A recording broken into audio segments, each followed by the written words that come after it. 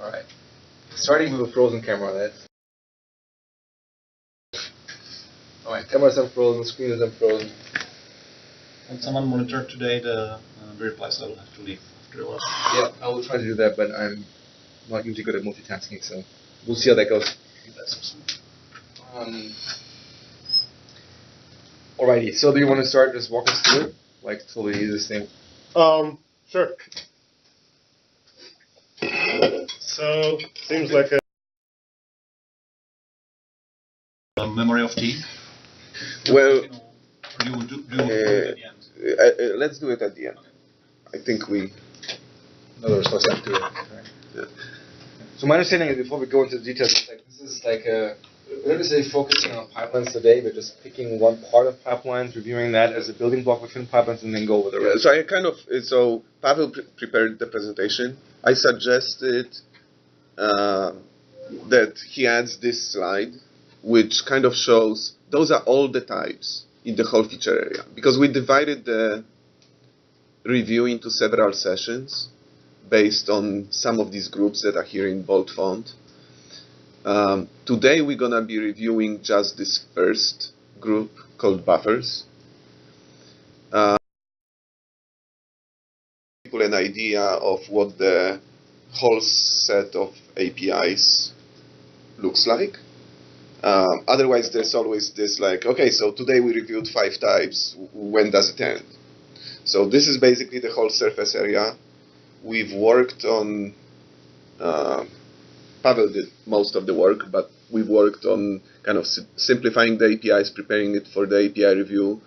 There was more types in the past, more APIs. Now I kind of feel that it's relatively simple, but this is the full list of types.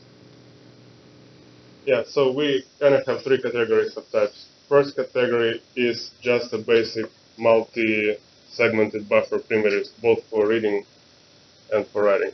The second part is pipelines implementation itself. And the third part is the utility and additional types we had to invent while implementing it. Most of them are some of them for memory pooling. The threading types are mostly because tasks are like 8, and we wanted something faster better. So those ones we would have to wait for Steven to come. So you said that there are 3 categories, but there are like 5. Yeah, but there are.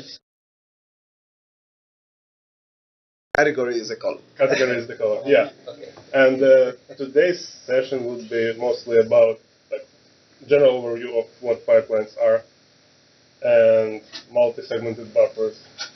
Oh, shit. Welcome back. You're late. The meeting started 10 minutes ago. I know. When did it really start? It started now. You need a pillow and a blanket, or do you think you manage? Yeah, and we'll concentrate on the read-only buffer. That's the biggest and we think the most important on the read side.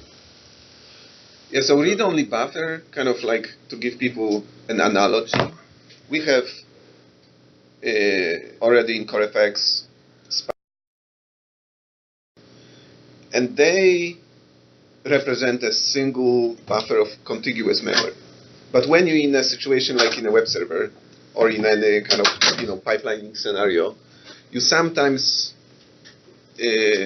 end up in a situation where you have data that cannot be stored in a single buffer for various reasons. So read-only buffer is a moral correspondent to memory of byte, where the data is not in contiguous memory buffer. It can be basically a chain of buffers. But it's kind of the same thing. It allows you to, kind of move like a position, like an index, a cursor. It's supposed to be basically the same thing as memory of byte. If you don't concentrate on the type names too much, if you switch to the next slide. That's our multi-segmented buffer reading thing. So there are 3 main types that roughly correspond to 3 types from the our memory architecture. So we have IBufferList that represents roughly a linked list of buffers, linked list of bytes that you can implement on whatever data structure you have, just to feed it into the read-only buffer that is an exchange type we are hoping to be used between like high-level parsing primitives. Like you pass it into XML parser to parse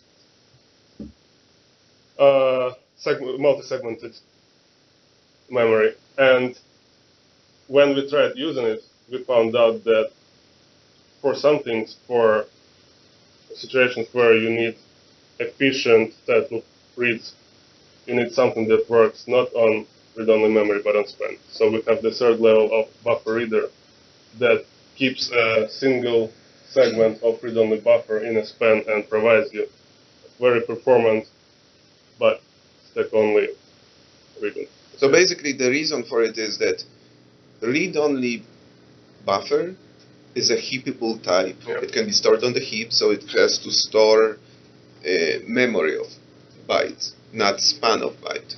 But then every time you, let's say you want to read an int from the sequence, every time you read an int and next int, we would be accessing the span, which is relatively expensive to get the span out of memory. So buffer reader is a stack-only type. It's a byref type. It basically takes the span out of the next segment, stores it in a field, and then when you read an int and next int and next int, it's super fast because the span is already there. Yeah, and there is another type called position. So read-only buffer is basically two pointers into IBufferList. Each of them is a segment, and is a pointer to segment itself and position in the segment. So slicing is almost free. Slicing is creating another instance of read-only buffer structure with just different positions. That's why we didn't do just int offset from the very start, because it wasn't very efficient. Yeah, so like going again back to the analogy, in memory of T, we use an int as a way to say I want this byte inside my memory. For discontiguous buffers, you don't want to use ints because then you would have to basically search. So position is kind of a small struct that has both a pointer to the actual segment and then index within the segment. And the next slide. It's basically what I said. BufferList is, So reading is good. We also needed something on the writing side, and it's much simpler than the reading side. IOutput is basically an abstraction that allows you to say, give me a buffer, and to say I wrote that much into a buffer, and to say I want more space. And again, it is intended to be used by more high-level writing primitives, not like int.format that the span is enough, but XML serializer.serialize. Something that is expected to write enough data to justify having all this abstraction for multiple buffers. And output writer is, again, writing into memory and getting span from memory every time isn't very efficient. So if you have to write 1,000 ints to an output, it's more efficient to get span once and then use an index and the span itself, fill the span until you need to get more. So output writer is symmetrical to buffer reader. Names aren't very symmetrical, though. I know. They don't follow the pattern. As soon as I said it. I was waiting for the opening. Do you have like combined reading and writing instances? Like they're always strictly separated, right? Is there a heapable writer? IOutput is the only heapable primitive from this side. As in the work instance. So would it be full? So to pass something inside your writer class, you can pass around output writer. If you exchange tabs between like XML XML needs to format something to put into the XML property, it can pass IOutput itself. Yep. These are all synchronous, right? APIs. Yeah. There are no APIs on these at all. They're all synchronous. These are all intended for in-memory use, correct? Yes. Yeah. Yes. That's right. So Mark is just saying that the output write is usually a struct, right? So the expectation that people have a constraint, I guess, then on IOutput. They're passed around as a generic, essentially, not as an actual instance of IOutput. Yeah, lots of higher level APIs on both sides Would have use that trick where wrappers would be over T, where T is constrained to some of the interfaces. Yeah. Yep. And now pipe lines or pipes, wherever we decide to call it. We're call it in this version. Yeah. So the problem we tried to solve, one of the problems we tried to solve is, we tried to solve a lot of things, but first of them was that our stack seems to copy a lot and buffer a lot into, every class has its own byte array buffer that it manages and has some size that every class decides for itself. So if you go from reading file to writing to console, and if you want to transcode and use stream reader in the middle, you'll end up with 5 byte arrays that every one of them, especially if you then use JSON or some other like serialization APIs, you'll get tons of byte arrays, and each of them tries to buffer enough data to fit their needs. And this copying first spends time and second spends memory, and you cannot control it in any way. Most of them don't have buffer size. So pipe is a primitive that allows single producer and single consumer to exchange multi-segmented byte, basically read-only buffers, without need to copy ever. So the same memory the producer got when it wrote the data, the same memory would consumer get when it reads the data. We also manage the pooling of all the data structures inside the pipe, and the pipe itself is resettable. So you get this pretty cheap API to exchange read-only buffers. When you say that you manage the memory inside of it, does that mean that pipes don't have predetermined lengths? They just dynamically expand as you put more data in them? Right. Yep. Okay. You pass in the pool, and we manage the pool. And now you have to do that to be my animator. Go to the next. Oh yeah, that one. It's a fun part of the animation. Yeah. So this animation would show you the typical lifetime of the span of the pipe. So on the writer side, first you have to call ls. That will give you some segment. It will ask for a segment from memory pool and give it to you as IOutput that looks in. Then you write some data into a segment, and then you decide to write more data into a segment. And when you write more data, when you tell IOutput, ensure that I have 3 bytes to write, it will say, oh, you don't have 3 bytes, you only have 1 byte, let me rent another segment for you from the pool. And when you flash this data, you see that it became yellow. So when the next time reader would call read, it will get the read-only buffer of the bytes that you basically flashed. But the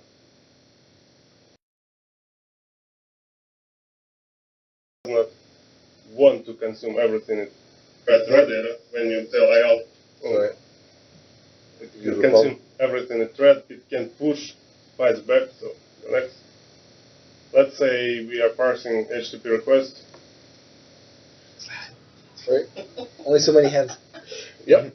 Let's say we are parsing HTTP request, and our current function only parses the start line, and it found that it did pipe.read async. It got the bytes, and it found the new line.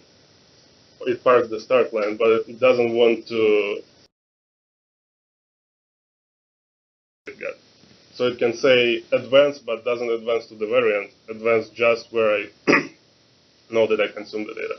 So when you advance, and it's the next slide, start pointer of the pipe moves forward, and that's the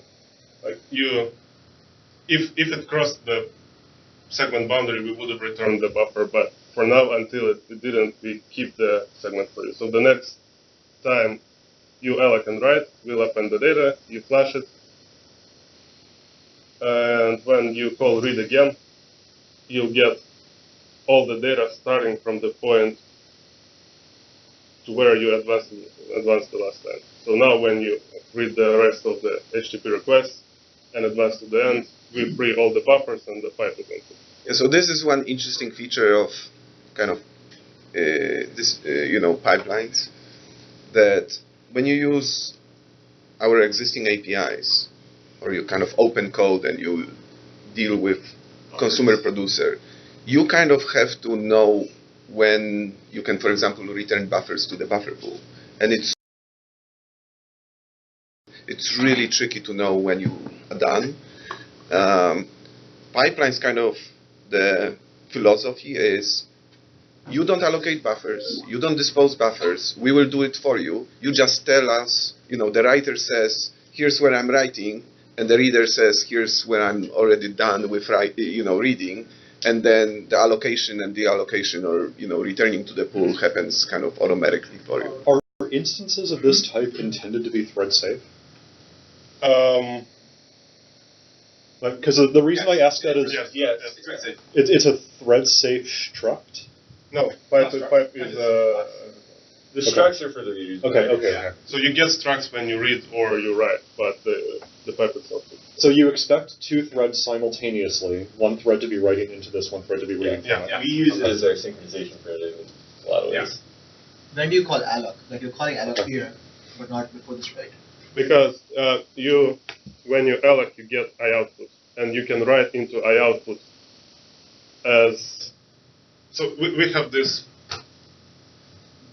Each side has two operations: to start and to complete. On the writer side, it's alloc that gives you IOutput, and flash that puts and that commits data into the pipe and makes it available to the reader.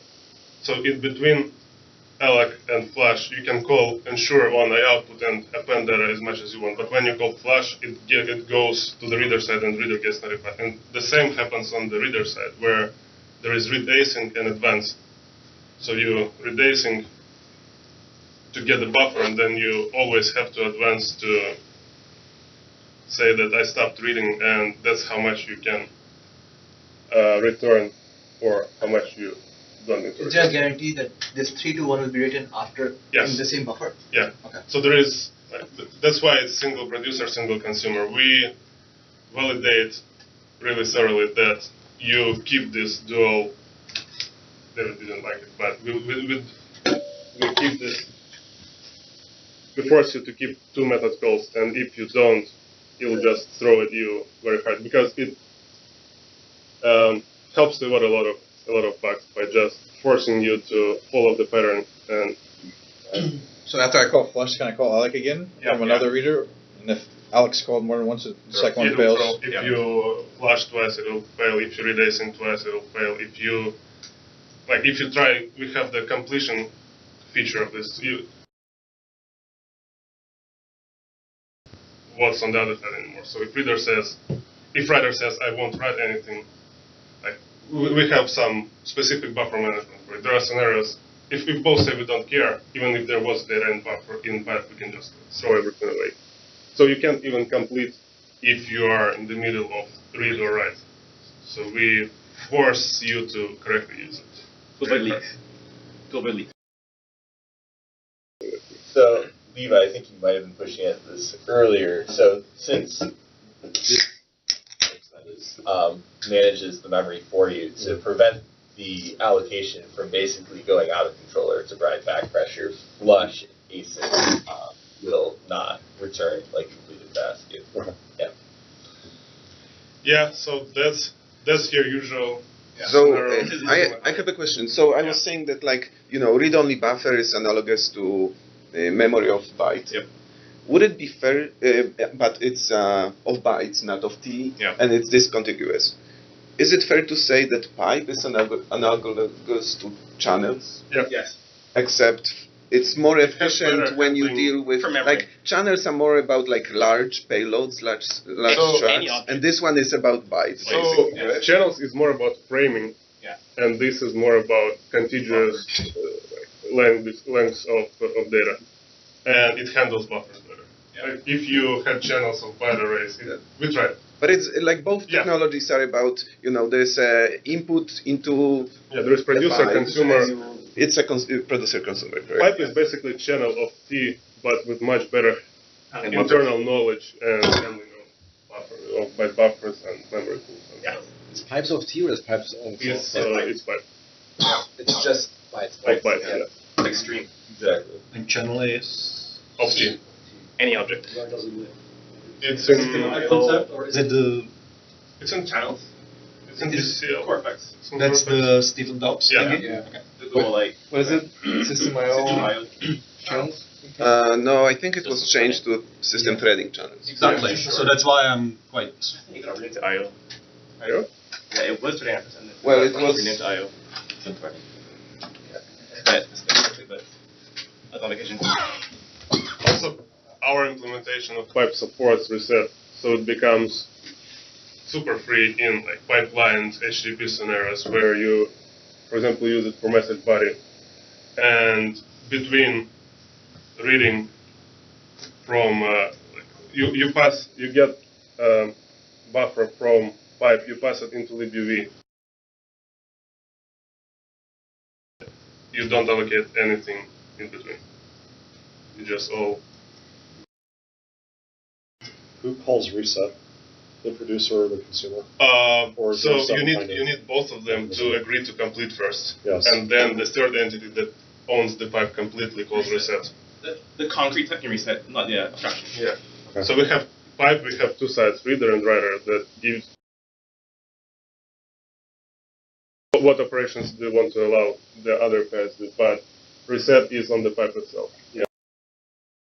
A little bit nervous just from the point of view that you're saying there are certain features of pipe that require some kind of external threading management, but the type itself is also thread safe. I haven't seen anything yet. There's much more to threading that It's very weird to have a .NET type that has that behavior. It's fast. Yes, but fast, and you don't want to make it easy to get raw, easy to consume incorrectly. Oh, that's why it throws in every way possible when you try to. So you know it right now. And you're incurring performance overhead from doing these checks? No, because they happen very rarely for those ones. For reset and complete. Yeah. But like that's what pipes are in overall. But today we thought we would focus on read-only buffer. We thought. But let's see. All right. So then let's talk about read-only buffer. That's read-only buffer. So let me first say so. I feel like read-only buffer. So I started to work in CoreFX Lab on a representation for discontiguous segments of memory. It was called read-only bytes, and then we converged on the read-only buffer. I kind of feel that, regardless what happens with pipelines, I think it would be good for BCL to have a representation whenever you kind of have, several byte arrays, or maybe not several, two, and you want to put them in a single it, let's say, from some method. What is the type that you would use? So I kind of, we converged on this type, and I feel it's a pretty lightweight representation. It was more specific to how pipelines work, and we changed it such that, for example, you can wrap a single byte array. You remember, like in memory of T, it was a bit heavyweight. It was memory of T always pointing to owned memory. And then we said, geez, it would be nice if you could just wrap a byte array in owned memory, or wrap a string in not owned. We did the same thing with this type to kind of prepare it for more general purpose usage in the BCL, where you can just write wrap a byte array or 5 byte arrays, and return this type. You don't. It basically this type has no dependency on pipelines. The buffer list, what's that? Is that pipelines? Yeah, buffer list is this. It's basically, you will see, it's a very simple interface. It just has, it's a linked list. It has a hand waving a bit. Just one more thing. And more fields? There's one more field. One more. It's an interface, so it doesn't have. There's one more. So, One more property. position's a pretty highfalutin word. Lots of people are probably going to have things called position. They probably think it's things like an XY coordinate. We probably need another adjective or noun in that word. I'm just... Someone's been looking at C++. So this type is used quite often in APIs. And kind of APIs, in my opinion, get too busy if you have these small things that are meant to be. But I buy. No, don't get me wrong. I buy your concern. But I would like to, if we feel that position is, we want to reserve it for something else, I completely don't mind. Like, we should just rename it. But I would and make it 2 words, because it kind of shows in the same places where you would see. And I would want it to be kind of an int and not some blah, blah, blah, blah, this and that. Like if this is, system dot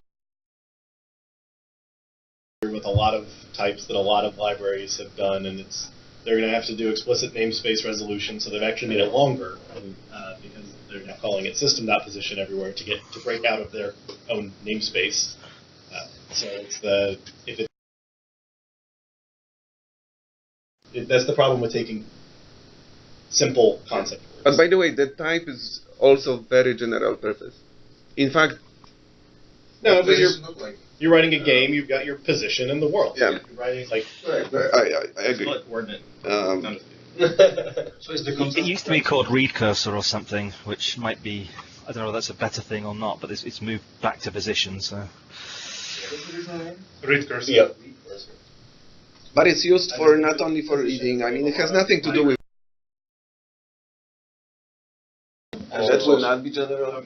Worried about it being hard for people to use because they'll have to do namespace type resolutions. And you No one uses cursors. That's our Gustav's argument that he wants to keep it short, he's actually making it longer by using a common word. So we should. buffer cursor. Do we know? Not that I try to push back. Do we know of types called position in common use libraries? Oxyplot uses it.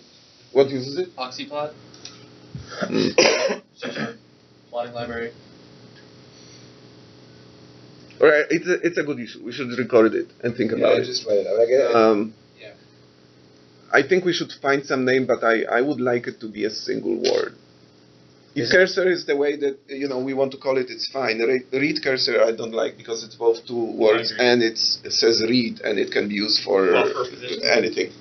Buffer position? That's 2 words. That's 1 word. Just merge into. Make it a new position. word. Yeah, coin a new word. Position. Position. So honestly, I'm not sure I buy the it needs to be 1 word thing, because if you look at, for example, other APIs like the VS Text Buffer, it's not horrible if you have to do that. I think buffer position may be a bit long, but I don't know, maybe you can have a different thing that is just shorter. I buy it needs to be short, but it doesn't have to be a single word necessarily. What is it? So I have a random question then. Say that you have a read-only buffer that consists of multiple together. Okay, so you've called the 4th constructor overload there. Yeah. You have an IBufferList. Yeah. You call with your read-only buffer struct. You now call .start and .end, and you have 2 different positions that come back. What happens if you take those start and end positions and now pass them into the 5th constructor overload? Okay, so the 5th is. This constructor is not public. It's gone. Okay. So what we don't want people to do is to edit positions manually or create positions. allow you to create read-only buffer from some data source, and we return you positions from read-only buffer, and you can pass in positions back, but you should never ever modify or create new instances for this one. So I'm not modifying them. I'm just passing them along. But if you did that, that would just work. It's basically slice. Now it would be called slice. You can take both of those things. And you can still calculate things like length correctly from that? Yeah. Okay. Because of what IBufferList is. Sure. Because of the third. Yeah, because of the property of IBufferList. Handway. It's pretty much like. Yeah, so constructors are pretty self-describing except the IBufferList, but we talked about IBufferList. You give us two segments of the same linked list, which we don't validate that they are linked, so shame on you. So can we solve this problem? I kind of have to say, if we don't have a solution, maybe it's okay, but I kind of don't like it. So it's that you can pass two IBufferList, they are not even connected. Yeah. We're not going to do any validation, and then once you start using APIs, you kind of... Performance is the biggest thing. We want... What?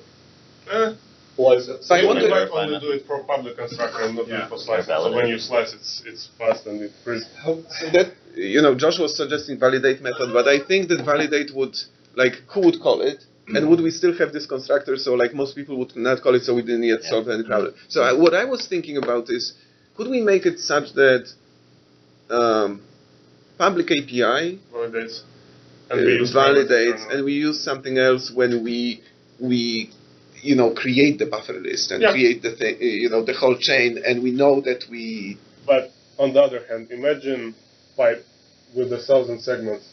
It have to use public constructor, and it will have to validate every time. So it might. For it, but it would be worth thinking about it because it's kind of.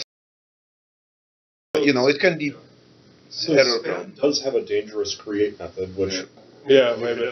We could do this. Yeah, we could do something like this as well. So we tried to add as much of validation as possible. For example, we have range checking. But only when it doesn't hurt the performance too much. We don't want validation to, for example, traverse entire buffer list, because that would cause things to slow down dramatically. For example, if you have a long buffer list, and if you have a writer and a reader, and reader does something slow, like traverse,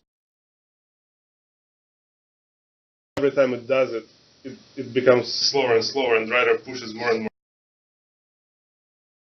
downward spiral. So we avoid anything that's O and basically, and where N is kind of segments. If you didn't tell us to do it, like if you say slice 10,000 bytes, we have to walk the buffer list for you. But if you don't tell us to do anything expensive, we will try not to. Do we have any cases where we would AV because we don't, checking something? If you can break this type by passing the invalid data. It's not bulletproof from people trying to break it. But if you mean literally AV, no. No, not AV. It'll throw somewhere somehow. But that's as good as AV. I can imagine it could go into some infinite loop, like if you if you pass in the buffer list to itself, circular buffer list, it'll kind of. I think bugs are generally acceptable because we have other cases in the VCL when you configure types incorrectly that you can hang yourself. But the bar we generally try to apply is that we don't, AV, because that's almost undiagnosable when you hit that. No, we want AV. We'll throw. And in order to get into a loop, you would have to craft probably a weird IBuffer list. Yeah. So at that point, bully for you. Or just a bad position. If you have two readable buffers and you exchange positions between two readable buffers, that might kind of cause unexpected. That's the same as when you have the wrong index for the wrong array. I mean, pretty much. Yeah. Don't do that.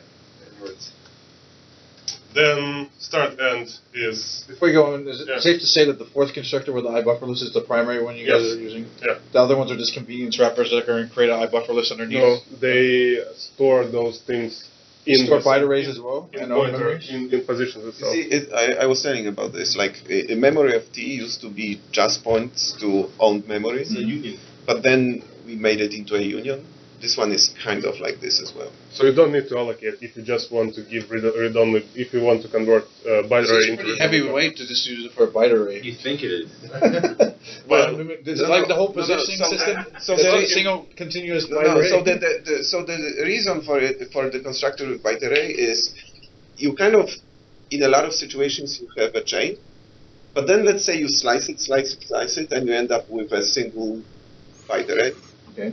You would then kind of return it. So let's say a JSON parser parses lots of buffers chained, and then you ask for a name.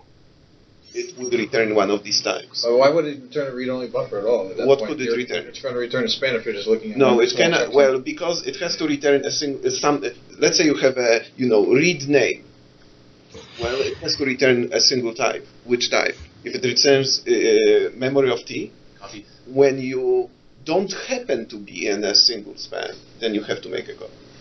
So I've actually used those constructors quite a bit with the arrays for using the new features, the pipelines features with kind of existing code that was kind of byte array based.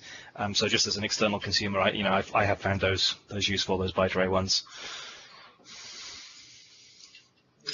Like, it's all about uniformity in the like if you know you're always contiguous, then any of these types are too heavyweight because they do extra work for this contiguous case. So like if you're 99% contiguous, then maybe you should use a different code to begin with. Yeah. But having said that, so it's just it's an API review, but it would be useful for people to know the representation of actual read-only buffer. So read-only buffer has two fields. They are both positions. And when you have an array, position, you remember, has two fields. One is an object and one is an index. And when you pass an array, you're going to have a position start pointing, the object points to the array and the index is 0. No, I didn't know position had an object reference. Okay. Yes. It's a union. It's in memory. Position is object and field. It's not a union. Oh. I mean, object is one of the three. Yeah. Is this kind of the combination with the type that you had, where you had basically like a first and then the chain is almost always empty? Yeah, it's kind of, correct. Like, so basically the part of optimized very heavily on being single segment and then had a list. This one is kind of like the first field can be either a single segment or it can point to a list. I guess we'll get to position in a minute, but it seems like having a I cannot imagine what the move method is supposed to do. Can someone explain that to me? It's seek. When you seeks from the current position, from the cursor, which should be renamed probably to. No. The method should be called seek, and the cursor should be called origin, and the count should be called offset. Do you buy that? Okay, but why does this thing live on this one? Why does it not live on position? Because position doesn't know how to. Its position is very. You can't move. General purpose, abstract. And you want range checking. You just don't want to move positions as far as you want. This type would allow you to not let user go after the end. We are checking that offset that you move to is inside the read-only buffer you're in. So you cannot go and read some random memory outside of what you have. So what if you look at the pipe diagram, it shows like the reader writer having a single contiguous buffer.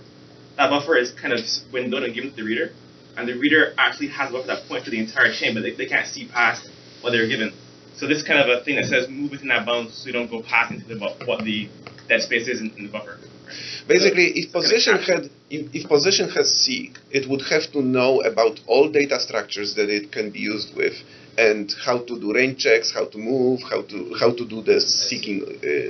Just put a point on it. Position is shared, like it's called abstract, right? But it's still just a struct. It's not an interface, and a position can be created for types other than read-only buffer which would be incompatible with read-only buffer. So basically, this read-only buffer is the only thing that knows what to do with position. If position had a back reference to the read-only buffer, then you could put convenience methods on it. But You just described the C++ position. Yes, so we had this discussion about iterators in C++. Yeah. I just don't understand why you pass a position and a count to move or seek. Instead of doing what? One's an offset. Read-only buffer should know where it's currently. Like if you're wanting it to seek buffer is forward, not then anywhere. that's slice. It's and it says so we have reader that knows where it's at inside the read-only buffer, but read-only buffer is just a view on the segment. And what does move do on read-only buffer then? It's not a reader. Should it be on the Sorry, read-only? it returns position. So it just changes the position. It moves the position you gave it and returns you a new one. Cursor plus count. Yeah, it's Yes. cursor plus count. So the way I understand it is that because read-only buffer is not a single span, it's a list behind the covers. I think the positions themselves don't have access to the list, so they don't know how they would be able to represent their next location in memory, essentially, right? So they have to ask the other guy. But I think it's fair to say that read-only buffer itself doesn't have a notion of a current, right? So like you basically pass Again, and and also talking back to the analogy on stream.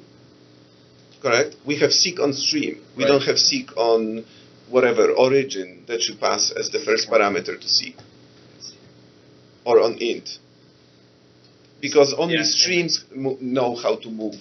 Yeah, but that also moves its current pointer. Though. Yeah, and it's unfortunately it's a bad name. Move was the bad name. It's a bit different. This returns a position, correct? Yeah. It's position arithmetic. Yes, it would be more natural to me if this was like an extension method that took the buffer as an extra parameter. This position seems to be sort of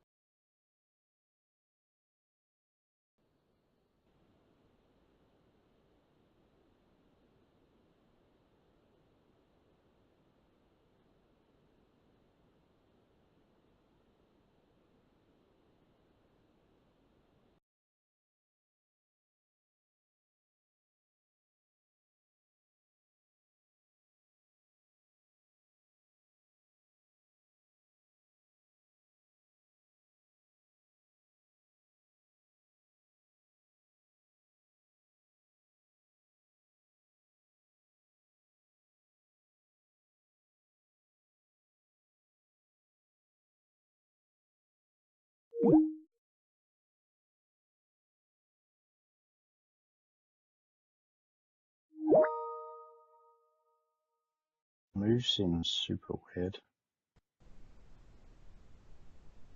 It's so you can have multiple, because you can hold multiple positions. I know, but if I called move, I'd expect it to move start. I get what it's for. I just think.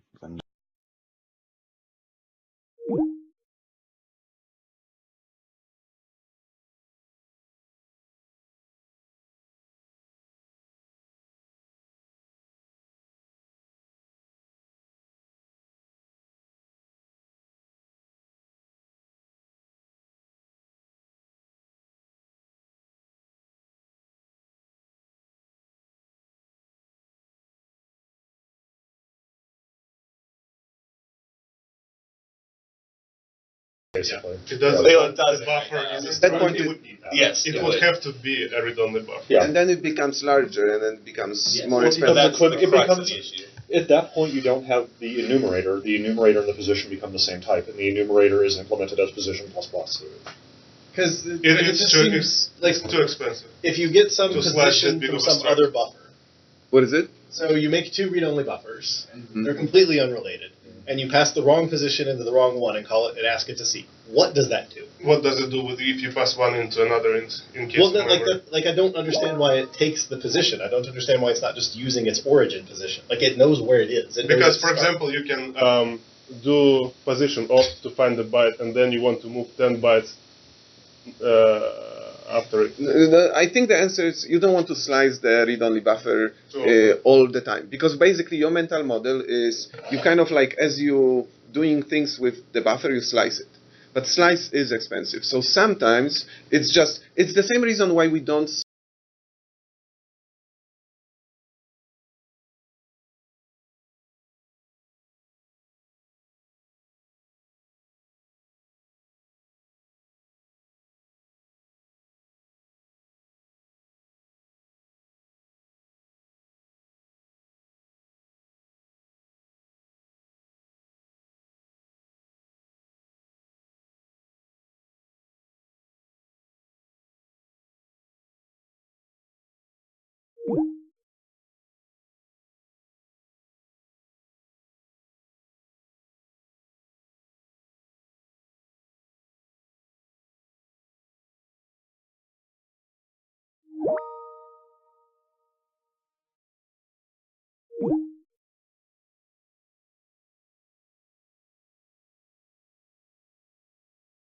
It's fairly chunky. So We already did the entire thing. You just got rid of it. Like, for example, you want to find your person in the header, and you found first how do you even you found the equal sign, right? One character to the right to skip the equal sign and just get the data after equals. Yeah. So what do? You slice it. You slice first time and then you slice again with 1, so it slices off the equal sign. That's the issue, right? That's the issue. So that's where it gets. And you want to parse things +1 and onwards. You don't want to slice if you didn't get that part. Like we see that as being an I issue. get that. Yeah. By the way, is there any chance whatsoever we're going to get a native int type before this thing ships? No. Why would we care? So that if you're on a 32-bit processor, you don't have to keep extending int to long every time you call slice. Well, so I think we can add we can solve this problem just adding an overload to slice that takes an int. I mean, this is. Yeah, we don't care about it being long all the time. We just care for it to be to support being long. What is that? Should we do it? Yeah. It's not hard. I think it's fine. Yeah. Imo, can you add it to the? Yeah, like I was about to ask, I was just distracted. So what do you want to do? Basically, it's just so we should add basically slice overloads that take ints and in addition to longs. Because in most cases, you would probably slice by an int. Why is position not specific to the buffer? To ask this question, why can't we just use it as the exchange type and not have a generic position? I think you answered that earlier. Well, you mean you have a type that is like called pipelines position? No, for buffer specifically, for this buffer. You mean that the position has a pointer to the buffer? No, that position is buffer position and lives inside the and it's super tied to. It's not generic. But type-wise, or it's instance-wise? Are you asking whether the instance is typed to buffer? Can I pull back the cringe really quick? Read-only buffer implements this interface that we're not going over today. But if you write extension methods on that interface, that's why you want position to be like a first-class thing. So read-only buffer implements iSequence. Yes. Yeah. So I'm sorry, like that's not what this meeting is about, but I mean it influenced decisions clearly. So. And the buffer. That'd work, right? I don't think it would work. That's what I'm confused. It doesn't change anything. Right. No, and it clearly influenced some of the design. Didn't you say that developers wouldn't be allowed to make their own position instances? That's correct. So no, it's the creator. It's the iSequence who owns it. Is like but how do I as a developer create a position? So you create a read-only buffer and you have to start. No, but how if say that I want to create my own I read-only buffer I sequence. Like I would. In which case there is a constructor for it. We don't want. I'm saying if you didn't create iSequence, It's a struct. We cannot prevent you from. There's on position that allow me to do useful things with it if I own the iSequence. Yes. Okay. We're just telling you not to use it. Like if you didn't write the iSequence. Yeah. How do you determine if a position doesn't belong to this read-only buffer? You can't. So to try and get if I get a position. Well, how do you determine whether an int belongs to an array? Right. Or the argument. So I mean, if we care about this, we could add an API to this buffer. If you try to get it past a position, then is it going to just read through the entire buffer list and then to say, oh, I didn't find this guy? Is that what So if you, for example, if you pass in position that doesn't store on memory byte or IBufferList, it'll throw. we won't allow you to pass positions into read-only buffer at all, but if you into constructor at all, but if you pass it into slice, it'll throw saying like unexpected segment type, something like that. But get it from another read-only buffer. Is what I'm getting at. If you get it from another read-only buffer and they happen to intersect in the it might do things that you don't want to do. Yeah, but will it do those things sensibly, or is this now in the realm of undefined behavior? Because if it's undefined behavior, we should just not add it. It's same as int. If you have very well-defined behaviors, there's only 30 yes, and this one also of some stream or a otherwise it will throw an exception. That's right, but we're saying it doesn't throw in some cases. It basically gives you invalid, undefined behavior. Yeah, or walks a loop infinitely, or. But how is it different from a regular array where you mess up your ends? Like if you pass IEnumerable that works infinitely into select, like how would select? That has no. It will only go into infinite loop if you construct this type incorrectly. It has nothing to do with position. If you mess up the construction, sure, you now ended up with like wacky type that will have wacky behavior. I don't think this is a huge problem because you would like Christoph was saying you would have to go out of your way to make this behavior like. It's like saying that enumerable.select has to validate that IEnumerable is not infinite, right? So you can write infinite IEnumerable and pass it everywhere, and everything would loop forever. Yeah. Same with IBufferList. If you happen to write it, that's just so far feeling weird.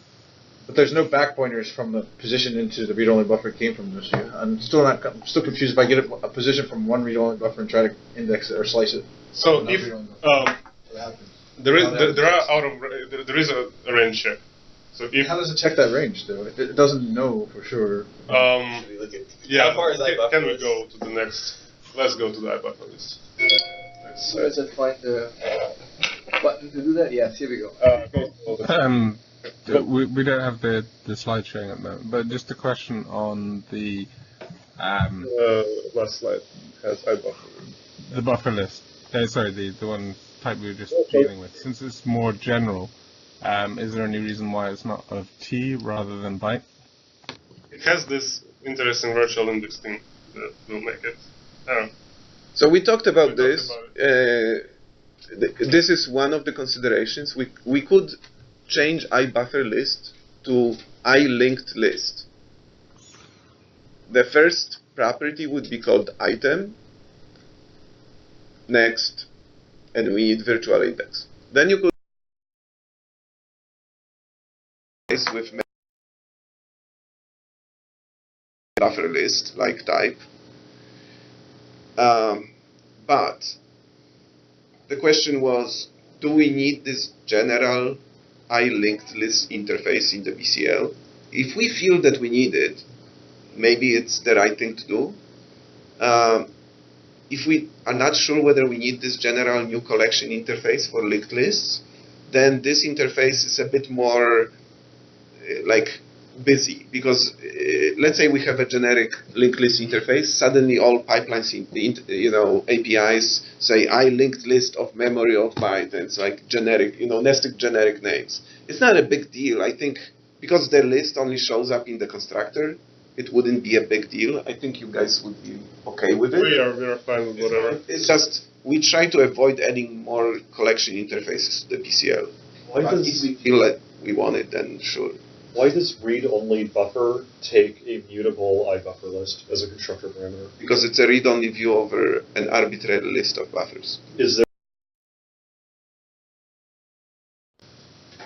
read-only buffer? No. Does that potentially limit the scenarios where the type can be used? Yes. Well, the type doesn't exist, so it doesn't limit scenarios that this type can be used in. Well, we don't have the other type. If I only get read-only memory projections of someone else's memory, I can't use the read-only buffer now because it requires a write access memory. Yes. If you have read-write, you're saying. If I have if my API is I just keep accepting read-only memories, I cannot use this type. Even though all I was ever going to do was read. Yeah. No, I don't understand. I didn't understand. Say it again. So I have some sort of API. I internally want to use this buffered list, but it's not part of my API at all. If all I take is read-only memory objects, well, I can't create a buffered list. I see. If you already have read-only memories that you're getting from somebody, correct. Some sort of general reading API. I have no reason to ever write. I should only accept read-only memory. Right. So we kind of started on this path of having read-only and read-write types with span and memory. There's a trade-off here, correct? Like it's very viral. You can kind of keep going, and suddenly you have like two frameworks. There's a read-only framework and a read-write framework because we don't have, readability in the language, correct? It's not. So we could do what you, they could do what you said, except it was. If we already don't think read-only memory is valuable, we should go remove it before we ship 2.1. No, read-only memory is very valuable. Well, then read-only buffer should be able to work on a read-only memory. Read-only buffer, if we want in the future, can work on read-only memory. There's no problem with it. We just add a constructor. Well, we have to add a new interface.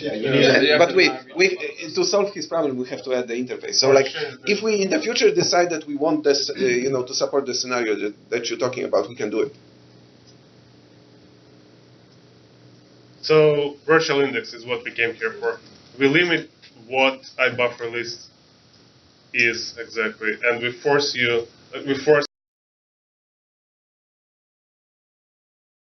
only the length of the last segment of IBufferList can change. So if you pointed one segment to the next segment, it should be fixed in length. But first explain what virtual index is. You have to keep a virtual running index of, and what it is previous node virtual index plus your current length, and you set it when you plus your current length. It's an index in the chain. Basically, it's an index that doesn't reset every time you start a new segment. So if you have 3 buffers, it's going to be 0, 1, 2. No. If you have 3 buffers, it's going to be. That doesn't seem like an index. It's absolute. Well, it's absolutely. That seems like length, virtual length. Yeah, I prefer global length or something, but that doesn't. I was really thinking it's going to be 0, 1, 2.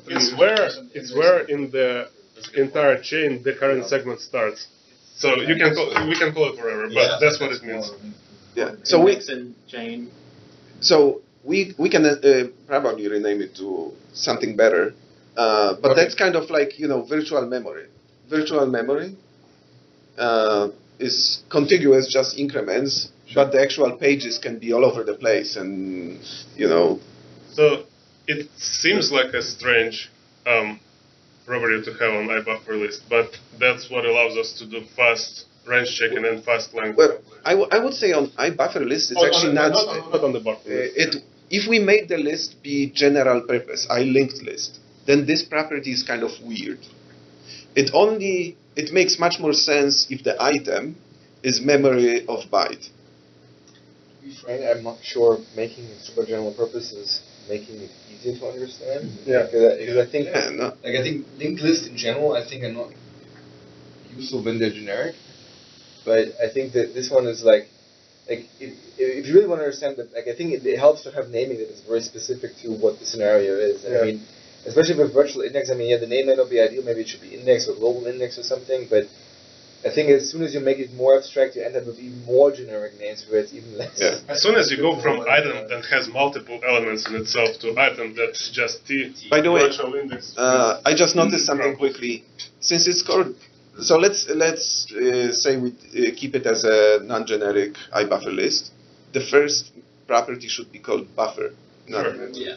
Well, I was going to ask why we call it buffer as opposed to IMemoryList.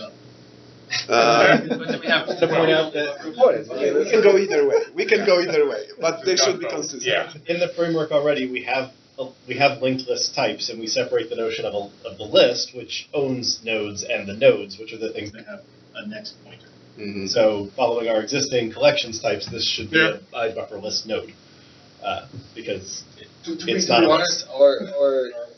our collections are not great for linked list I'm pointing design. out the consistency, and we can decide what we want to do with that. Do you also eventually have examples of how somebody might implement their own implementations of these interfaces? Not. I was going to ask if there's actually a concrete implementation of it. Yeah. As part of On the pipeline. So it's a public API surface, concrete? No.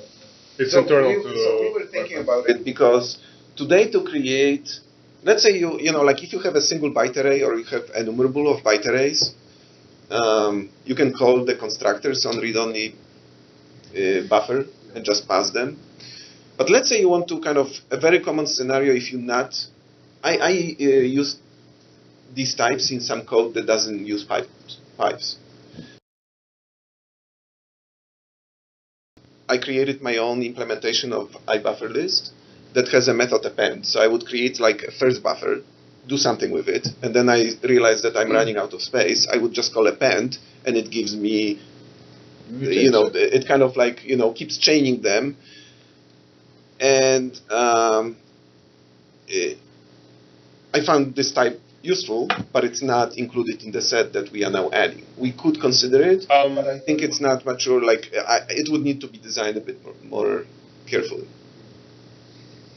But like we really should just have multiple implementations of the interface if we're going to ship the interfaces, so that we don't end up with like an iClonable thing. Multiple shipping or multiple examples?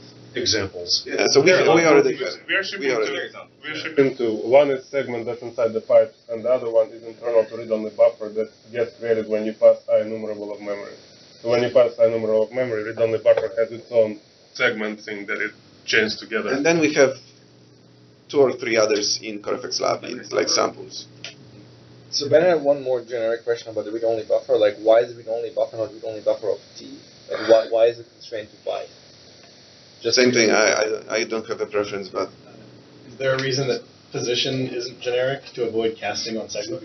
It needs to be able to store one of 3. Read-only buffer and discuss it. Byte array, IBufferList, or on Well, memory. I mean, if this is public, it's an exchange type for whatever anybody feels like using it for. Well, that's where we're getting into the ownership. If it is public, it is an exchange type for whatever anyone wants to use it for. Yeah. We cannot constrain what our users do with types unless the constructors prevent them from doing it. Especially since we told people, feel free to stomp on this type as much as you want to build your own version of the interface. Like, that's what I've heard from this table today. Yeah. If you're implementing your own iSequence, then you can do what you want. Well, this has nothing to do with iSequence. Nothing in here constrains it to iSequence. Okay, let's take it offline. I'll show you some. Well, my question was just: is the generic struct overhead worse than the object casting? Like that was really the only question. We are not able to have a generic cast because even for read-only buffer, it needs to be able to store one of the 3 types of references. So when he's talking about that, he's talking about a specific implementation. Yeah. I got it. So the consumer needs to vary across 3 different types of object at a given time. Yeah. Yes. So I think the idea is that the contract is effectively whoever accepts and returns positions, they own what that object is. Yeah. I mean, user code should not worry about it. Since NetFX 2.0, we've tried to remove the word object. So can we go to read-only buffer and We talk never about actually answered the question. the bank? Yeah, that's what. So that's how we are able to. I was trying to figure out how you validate the position. So that you're. So position is in buffer list, so we can use virtual index and index to compare 2 of them and see if it falls into the. But the index is within the given segment. No, that's why it's virtual index. It's on the position. Is within the given segment, right? Yeah, but the segment points to IBufferList. So position though, you have to figure out. You have to walk everything in the buffer list and look and see whether or not that position belongs to that memory. You can take the global position and subtract the virtual. If you but you're assuming that my position is actually in any of those memory chains. It may not be. It might be in some other memory. But we'll use each segment. This is what I'm trying to figure out, how you validate this out of range. So what it is that index is global. It's not within the segment. It's within the. That index is. Yes. Yeah. It's not global. It belongs to the list. Sure. So that index is relative to the entire list, not the individual segment that it's referencing. In order to figure out if it's valid, But it You is don't actually. That's the benefit. This is what I'm Virtual that's what I'm trying to get at. This starts virtual index. Yeah. Right. So This is the virtual constructor that takes the start and the end needs to this walk is the whole nice. chain and validate every step. It- of the way. it- The next you segment, want- virtual index, is the length of the previous segment. Yes. So if your position is right here, Yep. points to this one, so it's your read-only buffer. Yes. And you give us this position as into the slice. Uh-huh. We're able to look on each segment and its index and calculate its like super absolute position. The question I'm And having is that, yes, I can give you a valid index and you can validate the range of the index, but what about the segment? The segment might be from a different object. Yeah, you need to walk it. Yeah, you need to walk it. Yeah. We don't. But no, but It's too expensive. Then make a dangerous constructor that allows you to skip the walking. Sure. Like, You have to overload of every slice. Yeah, it's not just a constructor. It's like anytime. Length part, the position for the can't move, walk. right? that's Like, how just take it span along. works today. Yeah, Why what's take the, a position at all if you're not Span going to doesn't have yeah, to what's the walk. segment even for in this case then? It's validation. Why do you use Yeah, that? Why does the segment even exist if you're only going to use it? You know, Oh, hundreds of no. thousands. We only use the index for validation. We use the segment for data. If it's a public variable type, it must be correct. It's a notice health in English. There is nothing else in read-only buffer but two positions, so we have to. But if you have the segment, then you have an index. That needs to be local to the segment if you're only going to use that in isolation. Right? How can you do? If my index is 20, how do I have a segment that points? You never use it in isolation. Is part of the. Well, I thought I just heard the opposite. What is the question? I didn't get the question. No, I'm saying. I think you just said basically the segment is the memory. Well, I asked why do you need the segment at all? It's the data. If you want to read from that segment, you need to know what index to go read from that segment. Yeah. You got to go figure that out by going back to the other object. to go So grab I the feel data, like we right? are talking about implementation. If people are concerned about correctness, maybe We're trying to understand the API. I'm trying to understand the shape to know how What does it But you basically are saying that they I'm cannot asking validate why does segment exist? because otherwise you wouldn't be able to access with O1 a data, as he was saying. But a segment is to access data efficiently. So if there was no segment, you would just give an offset 4 gigabytes, So and you would have to walk a chain of linked lists. You still have that index now is global index, though. No, inside position. No, it's not global. It's No, local. in some position Okay. it's not You global. just told me it's a virtual index within the global set. No, somebody else said that, not him. Somebody else said that, I know that, but not him. Okay, so that's relative to the segment, that index and position. Right. Okay, then I think that's okay. So position points to a segment and index inside the segment. Position allows you Okay. to access a All byte right, now with back to O1. the same position. Okay, but then, but You can get one from the other though. why regardless. wouldn't you just always have segment be a type that understands its own offsetting, such as? Because we don't want to allocate every time you slice. So, Index is a get, so you're doing that anyway. so What do you mean? Index isn't settable. Yeah, but position It's not is a struct. it's not You an can allocation. create positions as much as you want, but you cannot create instances of IBufferList without allocating. Slicing needs to be free for things to be. okay, so there's one issue, and Josh, I think, had a good suggestion. Because there are two different indices, maybe it would be good to both of them to have a name that makes it super clear which one is virtual, which one is segment. So, like, if we name this one segment index, it would be very clear that it's an index of the segment, not, global index. And we should probably name that the link, not index up there. I'd say. Well, it depends on which end of the thing you're storing. So this index is the offset into the segment that this position. So like maybe offset's a better name. But we don't call array things offsets. We call them indices. Array segment calls offset. Yeah. Offset. Well, array segment is not a type that we are even, It takes a byte array and 2 ints, calls them offset length. Yeah. Everything Every method that I've ever seen that takes a byte array and 2 ints, it's byte array offset length. No. Index. I feel like I have always written minus offset in all of It's the definitely an offset. I just don't think it's that consistent. No, like they're definitely not 100% consistent. It's just that the majority of types. I think we did the scan like a while ago that we used index. It's index. Offset is mainly used in like C, correct? When there's an origin. Well, if you want to cut a relative offset sort of. I mean, it's used in like stream validation and stuff like that. Index Right? absolutely. So I have a Can we go, because Ben asked a question, and we should like do them in order, unless it's about the virtual index. no, I had a question on buffer list or buffer reader. Buffer list because Ben had the same question, I think. So Ben had a question whether read-only buffer should be of T. So, it should be read-only memory chain of T. Memory what? I'm kidding. Okay. I like of T and not of byte. So what does the byte like implied constraint bio? Like, is it Only some implementations that are not even on read-only buffer, they would be on extension. Yeah, Index of could be optimized, the position of could be optimized for bytes, but maybe not for other data. Having byte implies you're working with memory, as opposed to with structured data. Yep. Yeah. You can build charts, but I know it's extreme. Right. I think more is a stream type, family of types. So I don't. And pipe will not be generic. So. Yeah. I mean, Ben, did you have a scenario where you would like to do something that is not byte? Well, I mean, if you've made it more, this type is generic and lives outside pipes. There's no reason. I mean, I can see position is, if you're switching on the type of segment in position, I can see there's an issue there.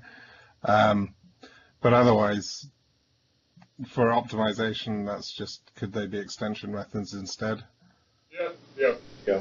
It's more the question, do we need it, than can we implement it. It doesn't really matter if it's byte or T. We can like find replace it to T and it will still work. But do we want read-only buffer to be of T? I don't think so. Is the bigger one. I vote no. I mean, I can think of some examples today where you've got huge, say in a Monte Carlo simulation, you have a huge number of doubles, and you can't keep them in one single memory segment, where actually a list would be awesome like this, where you could have like it broken into multiple buffers. Yeah. Do all the operations make sense? Yeah. Copy to. As long as it's not. Position of. It would have to be a blittable type for the operations to make sense. Yeah. I mean, not. You can do. You can constrain by struct and then have the constructors throw on contains references. Yeah, what we do today. Yeah, and that'll just get jittered out. So. Which method? Positional? We can implement No, it we can outside implement it on method. anything. Yeah. Like if it's not byte, it will just use iEquable or something. Yeah. Don't you assume mutability anyway? I don't think so. Yeah. Just like span doesn't assume blittability. I guess that's true because you just copy the memory. You can have span of strings. Yeah. So that's a question too. I mean, like Mark is basically saying, and I kind of agree with him. Like the general sentiment of like more genericity probably generally doesn't help the API.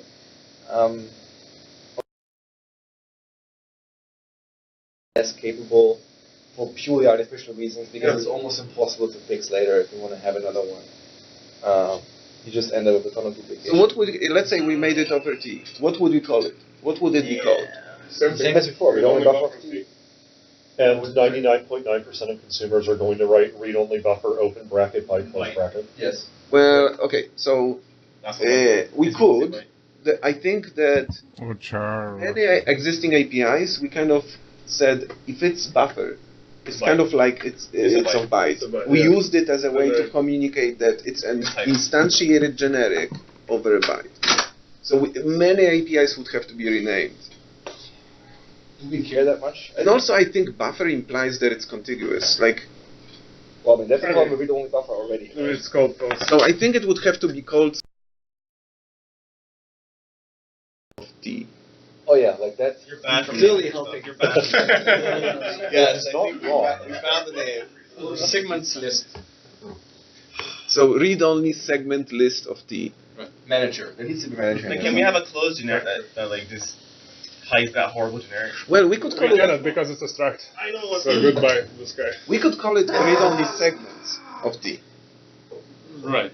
Read-only segments. It's a simplification. Okay, it would be. I don't understand like what your arguments have to do with the off T, because I mean like today it's called read-only buffer, right? That already like what you just said about contiguous versus discontiguous, that already exists in the proposal as it is. Yeah. It has nothing to do with off T or not. I don't understand. So like if you would call this type read-only buffer of T as opposed Yes. to read-only buffer, Yes. like it's exactly as discontiguous as the current proposal is, right? No, but I was saying buffer means at least to me it means contiguous. Okay, but then the name as it is, even non-generic, is already bad. Right. Okay, yeah, I buy your argument. That is the same thing. But I like buffer better because like buffer means it's a memory at the end. If we say segments, I mean I don't know about like segments. Yeah. Having byte is pretty artificial here. You could call it read-only buffers. Or read-only memory list. So separate from naming, can we make the slice? Can we make any method whose first argument is position static? Why? The reason being that if you take position as a first argument, you can really work with any read-only buffer. It doesn't have to be this. So why have the this implicit parameter? You would better just use it with. It can happen to work with any read-only buffer. Well, no, any read-only buffer of the The same answer type. to this question is slice cannot be a static method. Right. No, the first three absolutely can. What? The first three can absolutely be No, static. they need to check against end. There's no background. And start. Remember. Position has a reference to the IBufferList, correct? It has a reference or an array or. Yeah, which is fine. But IBufferList doesn't have it. IBufferList doesn't have a way. Yeah, it's either a segment or an array. Like it's not this overarching. So you can No. make a new read. Let's imagine that it was just IBufferList. It would still not be enough because IBufferList doesn't have the end. You have to walk to get to the end. Yeah. So none of these types have access to the end. You want to range check against the end, and Because what I was hoping is that if you made it a static method, we could just get rid of all of the like, okay, compare it against this, make sure everything's correct type stuff. But I see what you're saying though. Well, what is unfortunate with the design currently is that to me, like because it's static methods, it kind of implies a mutation. Right? It always confuses me if basically you just ask for a pointer to be advanced. Like I mean, on stream, for example, it makes sense the position is an instance because it's the state of the stream itself. Right? Versus in this case, none of this is stateless. Right? The only reason you have this pointer is so that you get access to additional data that you need for validation purposes. But like it's not mutating the state of this thing. Yeah. That's unfortunate. But I would say, But yeah, I mean, I don't know. it's similar to what Roslyn is. Yeah, that's Immutable APIs are like this. You get access to the state and then you return a new thing. Yeah, but an immutable API already implies that like there's no mutation ever, right? Like versus this one, like, It's public read-only struct, read-only buffer. yeah, but read-only is not the same as immutable, right? I mean, like, I guess. But It's even harder if it's read-only struct. There is no mutation that's checked by language. Well, try, get, and move definitely don't need a reference to this. The second and third slice overloads don't need a reference. Move needs a For the reference to bounce this checking, for the bounce checking. You can get that from the cursor. No, The not end the bound. end. You can get the where cursor is pointing, but you cannot get start and Also, then. try-end also try-get also needs it. Yeah. Because basically, IBufferList may be the last segment, may be longer than this view represents. So you need to know where the segment ends. Again, you need to have access to the end, and IBufferList doesn't have access to the end. So could move just take a long cursor instead of a position cursor? That would solve the problem of having the cursor be from a different read-only buffer. Not if you want to move the cursor that you got, for example, from position off. You call position off, you got some position inside this buffer, and then you want to move that 5 characters to the right.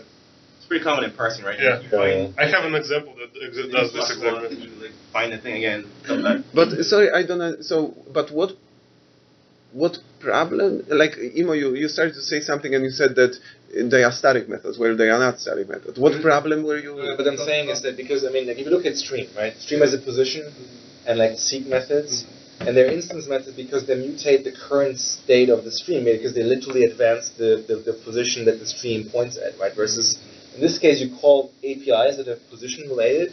They're all instance members. But it's a bit confusing when you look at the API for the first time. You assume that, oh, when I call move, for example, it seems like there's some other thing that happens to the type. Versus you only use the type itself to do validation, right? You don't actually mutate everything. Anything. But I think that's just the nature of the beast here. So is it only about, basically, I see the problem with move. Any other APIs people feel like have this problem? It seems very strange that there would be a way at all from this type to go out of the bounds of the parameters that were passed in the constructor. You cannot. This type would never. Your type would not return you anything that out of bounds for this instance of this type. Without new enough opposition or exchanging positions from different read-only buffers. Right. Right. Or mutating a position. Or mutating a position. Or which you can't prevent. You can create a new one, yeah. Right, sorry, yeah. But anyway, yeah, new upper from a different one. So this type would never return you position that is out of bounds. This is kind of like, people were saying, what if you get a position from another instance, right? And if that blows up without giving an argument out of range exception, that's unacceptable. Same thing kind of happens with offsets. If you get an offset from one operation on one array and pass it to another, it could actually index into something. Well, so here's a concrete example. So I have a byte array which is 1 megabyte in length. I pass it into the memory stream constructor, and I say only expose 0 to 900K to the consumer, and don't allow access to anything else. Memory stream will not provide you access to the last 100K of that array. This one. Same with this one. If I knew up a position and pass it in. No, it will validate. It will do this validation that he was talking about. No, no private reflection, nothing unsafe, and all perfectly legitimate type safe. Yeah, I mean that's true. Yeah, that's true. That's true. Yeah. It's this thing that he was explaining. It actually does the validation. But it won't give you the data. It will, when you will do try get, it would check against the end and would never give you the data itself. Why wouldn't I just new up a read-only buffer with 2 crafted Because positions? it's private. Right. I'm sorry that it's not private on the slide, but it is private. And you won't be able to slice because slice would validate it again. Okay. Yeah, you'd still be within the allowed range. You could just get it. It could happen to work. Just like an offset could happen to work from another. Going back to the move, I buy the argument. So we kind of we said we would call the method seek. That takes origin and offset. I don't know how to solve this problem, but on stream seek mutates the thing. This. This is what I'm saying. I think get position, create position, or upset position, compute position. Yeah, anything that implies that it's a new thing. Constant operation is fine. Yeah. I think move, seek, they all suffer from the implied mutation. Yeah. Something happens to the type. I think move is the weirdest method of all the bunch. Even when we first added it, it didn't feel. I've got a few other ones I think are weird. But So which ones do you feel that weird? Which ones? Position of. So it's the guy who named IPart import. But what the heck is that doing? Is it giving me the first position of the byte array? It's giving me finds the value. It's index of. Yeah. When it's finding the first one. Yes. Yeah. And so then I can never find anything past that unless I slice. Just like with index of. Yes. But index of you can pass the start index and can. So we can expand on where you can pass the string. Let's go to span. Amount of overloads. API. There's no index of that takes any. Yeah, I've seen that method somewhere. It sticks out. Why is that one not last position of? Is there something interesting about finding the first byte that has this value? It's very common operation, just like index of. Yeah. It sticks out a bit. Or find or other things. So which one sticks out? Byte on her. Position on. Why is it not where? Extension method. Can be. Just happen to be there. Okay. It's not required on this type. It requires iteration, though, doesn't it? Across segments. You can do it. But the next question was going to be on try-get, actually. Which is that's what you should ask. That's the real. That's the real. Is it free to convert a memory of T to read read-only memory of byte? I mean, a memory of byte from whatever you're coming from, the segment into that read-only memory. I understand. So you try to get from this position. Yes. And then you're going to have to do some casting to get this read-only memory out. Yeah. Well, this type wraps a list of memory. Yes. There's a cast from memory to read-only. That's free. Is that free? Well, as free as running a constructor is. On the structure is right. Okay, so why? So going back to Jeremy's earlier question, why isn't the IBufferList is read-only memory of byte then? Because we would have to have then multiple types, and we kind of wanted to start why would you need multiple types? Why wouldn't you just cast the buffer T into readable memory? There are scenarios where they need to write to these things, so like... Not to IBufferList. I think we should add another filter. I think IBufferList could totally be read-only from the perspective of why wouldn't we read-only just be read-only consistently through the set? Well, so the risk of this is, in the future when we need something like this that is read-write, we need to add a new type. I just don't think it's worth it. Seriously, there are no scenarios like we are inventing. This is called read-only buffer. You're not going to be writing to this. You should be writing to other data structures. He's talking about IBufferList. Other places. The interface. Then why not? So why not just ship an I-read-only list right now and then mutable one later? Because we don't want to add. We don't want to have two interfaces. There's no reason for that. No, we only have one. So have the read-only one now, because that's the only. And then we would ship the additional one that he's talking about. If you needed to. Yeah, exactly. So we would end up with two. That's the same thing you just said, though. No. Yeah, I'm default. I'm changing the default to make this one the only one we ship is read-only, and then if we need the other one, then we. But in your world, you end up with two tabs. In his world, you still have just no. You'd have two in his world too. We don't have a new interface. No. They are okay. It's kind of okay. Fine. I understand what you are saying. If we ever run into the situation that Jeremy was talking about, which is super hypothetical, which is somebody gives you read-only memories. I'm saying it's not hypothetical. You're casting it to read-only memory every single time you call a get right here. Like you can avoid that if you already have that. Jeremy was complaining. No, he was complaining that you already have that. But I'm saying if you already stored it as that, you don't have to do any of these castings. But what I don't understand is like there's no guarantees that are implied here, right? It's a read-only buffer. That just means that if you consume any data through read-only buffer, the consumer will not be able to mutate that data. That still means the read-only buffer itself can wrap mutable states, same way that read-only collection wraps mutable states. And in that sense, I think it makes sense to say that the core primitive, that just is a linked list of stuff, doesn't care whether it's read-only or read-write. So, Wes, you can. Do they ever have a read-write buffer that wraps a buffer list? There's actual representation, correct? And it's read-write. And then you can imagine there are two wrappers. One is read-only and one is read-write. Yes. We end up with three types. The moment we start like splitting this interface, we're gonna end up with 4 types and 8, and like it's just like I feel like. So what is worse is that that's the thing we learned from the read-only interfaces is that you basically have to make them convertible, right? You basically have to say the read-write one has to inherit from read-only list at least, and like in practice, I'm not sure that's worth it. Because you have all this complexity of diamond inheritance usually, and I don't know. Are we there already though? Like memory, span, list, dictionary. We are there up until up until here. I feel quite strongly that this should be read-write is because it bothers me. Like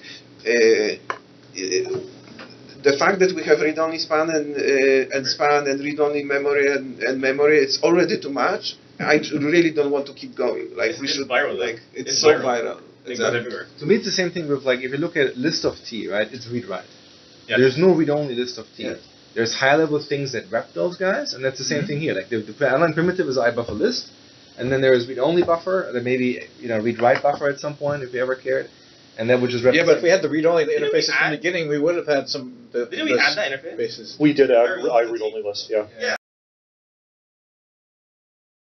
If we could do this from the beginning, we would have asked the language team to add constref as a feature, and then this whole thing would be a non-issue. I thought you guys were really caring about performance here, so if you're going to do a cast every single time you do a get, it seems like you're paying a cost. That's why.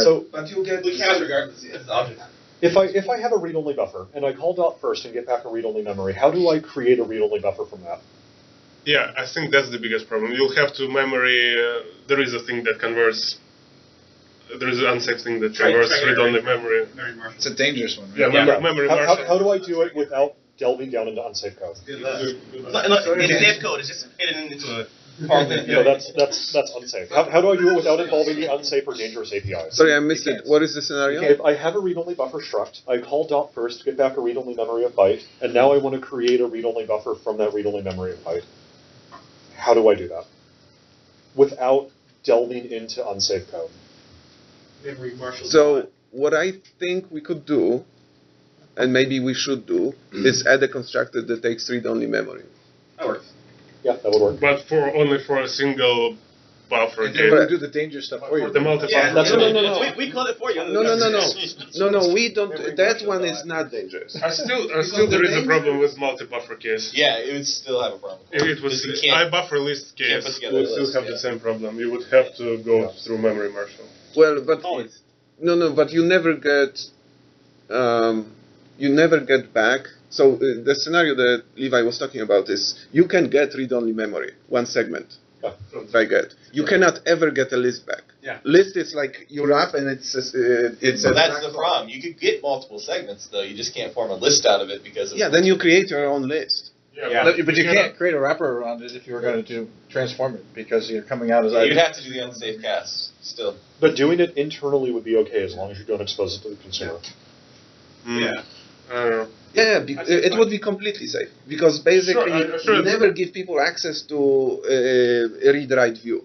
Feels like a strange limit to not allow you to create a read-only buffer from multiple read-only memories without doing jump and You should just allow this.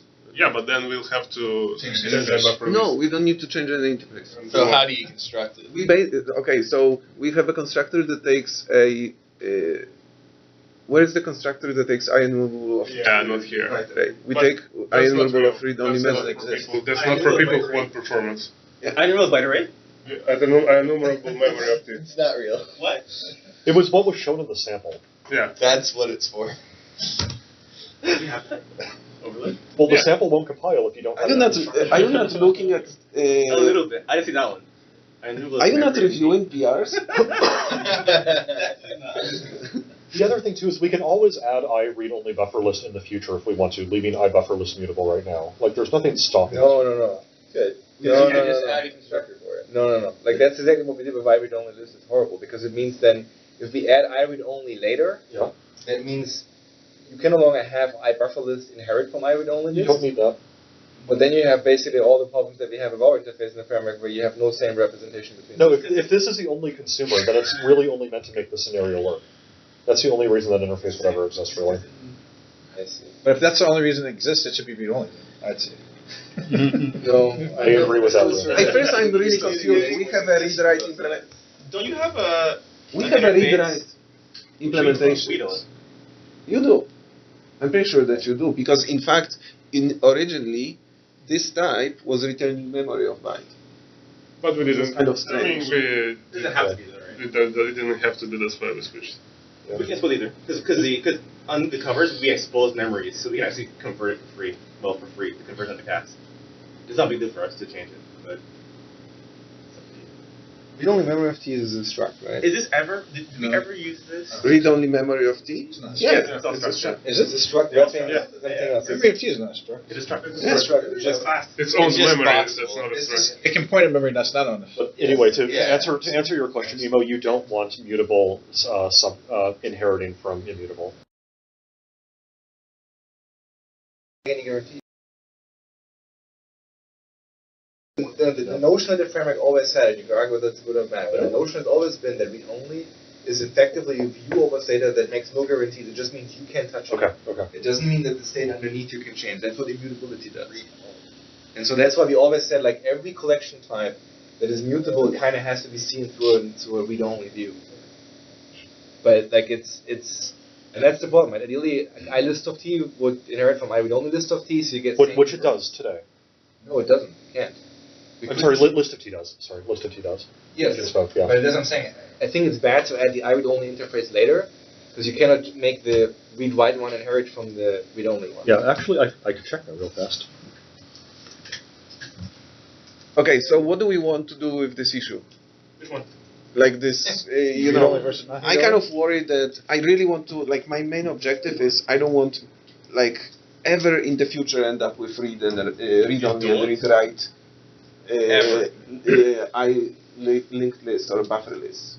So what I worry about is, let's say we change it today to read-only one, and then in the future you want to do some writable buffer that has a list of read-write thingies, and then we have to add another interface, and then we basically like keep adding read-only and read-write interfaces for everything. So this is the last time we're gonna have I read-only blah and I well, blah. it's not it's not the last one, but what I want to avoid is there are hypothetical scenarios that people kind of like, hey, what if, somebody gave me already read-only list, and then we make the design such that it results in more types and the scenarios are only hypothetical.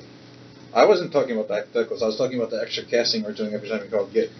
The casting, so let's talk about the performance casting. It happens rarely. It's from object to... So first, it's coming from memory. It's coming from the... So the first thing we do, you take position and take a segment out of it and try to cast object to something that you can use, either to byte. That's coming from the object segment in the position? Yes. It's not coming from the IBufferList memory. But IBufferList is inside that segment, object segment. So you have to get it first. So Wes, but performance? This is what those readers and writers are. Because forget about this cast. Just getting a span out of memory is too expensive for a majority of these scenarios. That's why he was talking about, on top of this whole thing, you have readers and writers. So if you do a lot of this, they basically call this API once. They cast it to a span, they store the span, and then the writer just writes into the span. So is it fair to say that basically the idea is that these cost only occurs when you basically cross the segment boundary? Yeah. And then usually, how big are you now? Like 4K or something? 4K. Yeah. Like so. Can we jump back 1 second? Can you give an overview of what's supposed to be the object in the position? So object in the position is either byte array or on memory or IBufferList. Okay, so there's whatever you pass into the constructor. Yeah. And index is index in that. So it's not actually the segment. I thought it might actually be the actual individual memory of byte if it's a byte list. It's not that. No, it's IBufferList. It's a segment of IBufferList or iBuffer node. What did you think it was? When you're doing multiple segments here, I thought the segment in the position was the actual pointer to that memory of byte for the one segment. It's pointer to IBufferList. It's IBufferList now, right? Yeah, IBufferList that has memory on itself. IBufferList has all of them though. It's the list node. No, it's a node. It's IBufferList node. Yeah, okay. IBufferList is IBufferList node. It's not the pointer to the root. It's the pointer to the individual. Correct. Yes. Yeah. Okay. That's why node. That's why node would be a better name. Pointer to the segment, as I was saying. Right? That's right. Okay. Yeah, maybe it's better to name it IBufferList segment than you. Yeah. Oh, by the way, this is my pet peeve. This property is single span. It should be called is single segment. Because there are many spans in this whole universe. Some of them are the segments, some of them are subsegments, some of them span multiple segments if you copy that. Span is the name of a type. That's all PR. No, you're against it. It's in PR. You could have approved it yesterday.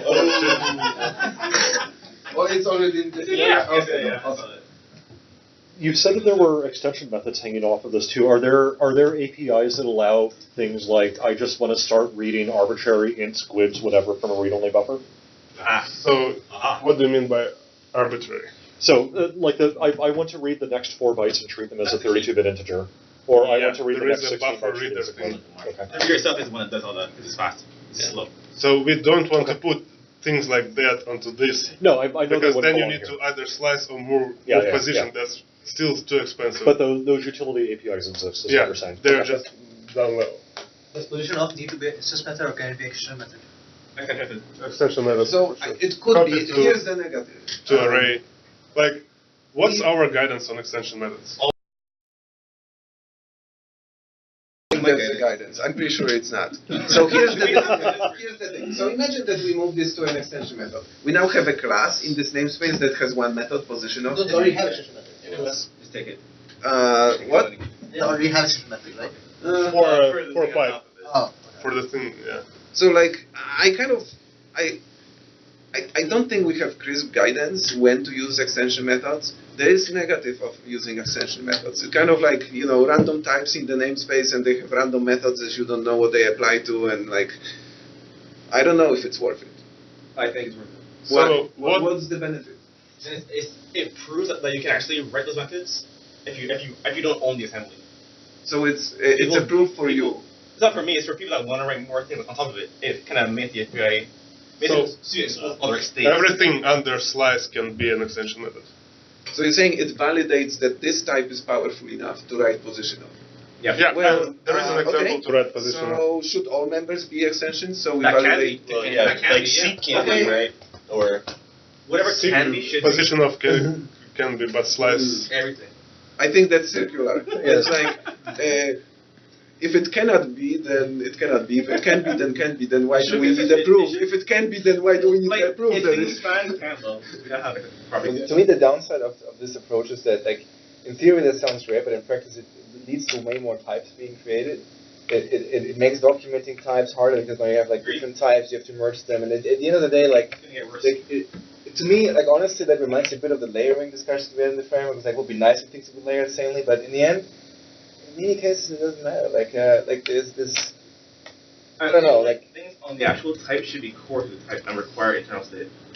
But see, take list of T, right? The design of the list of T was super lightweight type, right? Or take string builder. Sure, we could make index of an extension method, but what does it buy you? Like, I mean, you just have another indirection, another type somewhere that all like it does something that's super lightweight, super targeted. Like, and I think where does that stop though? I would say anything that is basically utilitarian, tied to other types that are in higher levels, or like super like weird behavior. Like, yeah, make them extension methods. Or you have interface where you just can't. You don't want to have them implemented. Why didn't we put everything on span then? We have index of that's not on span. Yeah, so the reason for that was, and I asked Jan the question. I mean, like, because I made the same statement there, and like Jan basically said he doesn't want to do that because the problem is you want to specialize over the T, right? So basically, when you have like, let's say you have 100 methods on span, right? Span is of T. That no means if you instantiate span of, let's say, byte, the JIT has to create byte versions of all the methods. Versus when they're extension methods, they can say, oh, you only ever called certain methods with bytes, certain methods with whatever else you have, and they get specialized individually, right? Okay. But I think in this case, like, it's so if we make it of T, are you saying that if I write a generic method, it doesn't get specialized individually? You obviously sharp for low privileged instance method, because that's what we're using extension methods for, right? Speaking of which, did we answer Ban's question? Like, are we making this type over T? I said it still get lazily created. No, it's span of T dot index of it would get created. If it was on span, it would so get created. So you're saying you don't use index of, you save the cost. So another question about this API. The first constructor overload where it accepts own memory of byte, should that just accept read-only memory, as Christoph was saying, let the caller figure out when to dispose of the own memory? Because I'm sure read-only buffer can't ever dispose of the own memory. Read-only buffer has no lifetime management. Right, so it shouldn't take own memory as a parameter if it has no lifetime management. It should take a span or a memory. Or so it's taking memory because we're in different assembly, and you cannot put memory into object safely. So, okay, I now remember when we talked about this constructor. So it's a good segue. Yeah. We would like to add these types to system memory.dll, and at which point we can do exactly what he said. And I think it's actually has a good point. Yeah, makes sense. Yeah, it does make sense. I think that this, because we have to store the type you give us in the object property of position, and we cannot turn memory into underlying type to, like, memory is a union. You can turn own memory of byte into memory of byte. Yeah, but we can store on memory because it's a reference. We can store it in position, but we cannot store memory in position. Yeah, it's very strange to me to take a type that implies that you own data when you don't actually. Yeah, when we move into system memory, we will take both, I guess. Yeah. Do we need the array constructors? Why don't we just use read-only memory? The same reason. We are not able to use read-only memory at this point. Well, okay, so we can if we are willing to box it, to put it into. I mean, you box anyway. So. No. IBufferList is boxed. IBufferList is if we move this API to system memory DLL, we can do it. Why can't we do it without if it's not moved? Yeah, that's because we cannot fish out. Well, we are not sure whether we can fish out everything from memory of the T that we. So basically, if memory of T is backed by an array, we could get it out. Yeah. But if it's backed by own memory, we can't get it. Right. So. Sorry, why can't you just accept the memory of T? Now or in the future? Right now, why couldn't you just change own memory to memory of byte? Well, that would box. Like that would box to put it into position. I don't think that's the most evil thing in the world. We were sure, especially if we move it to system memory, then we can fish out the underlying reference from memory and just put that into a position. After move, we can do what you. But what okay, aside from own memory, sure. But then do we need the array ones? If we change it to memory, then no. But like I was trying to keep things on read-only buffer efficient, so nothing out of this are currently, except like to array to string allocates, right? So, but if we put it into system memory, and we would have access to internals of memory of T to get a reference out of it. Yeah, that's possible.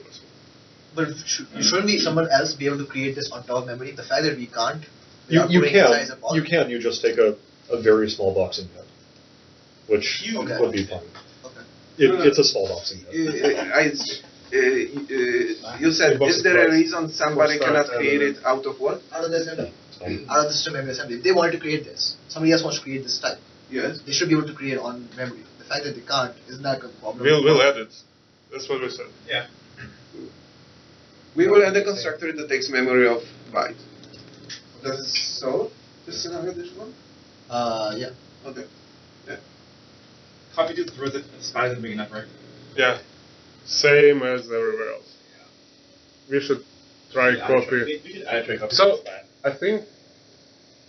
Yeah, you have to specifically say, do you care if it doesn't fit, or you don't care if it doesn't fit.